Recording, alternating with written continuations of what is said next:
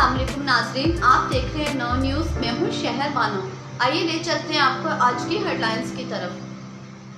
शामिल करते हैं चमन से। हमारे नुमाइंदा अब्दुल हादी काकड़ की रिपोर्ट के मुताबिक स्पीकर बलोचिस्तान असम्बली जनाब कैप्टन रिटायर्ड अब्दुल खालक खान अचकज़ई आज़ाद इलाकाई इत्तेहाद के मरकज़ी दफ्तर में पार्टी के ज़िलाई माहिदीन ओहदेदारों और पार्टी वर्करों के साथ मौजूद हैं और मुख्तलिफ सूरत हाल पर गुफ्तगू की गई। इस मौका पर ज़िलाई सदर हाजी अताउल्लाह खान अचकज़ई, ज़िलाई जनरल सेक्रेटरी हाजी अब्दुल जब्बार साहब, deputy mayor municipal corporation Matiullah Khan, तहसील सदर अब्दुल रज़ाक खान, मुसाफिर, सीनियर सहाफ़ी अख्तर बलो, गुलफाम और दीगर मुअज़्ज़ज़ीन मौजूद थे।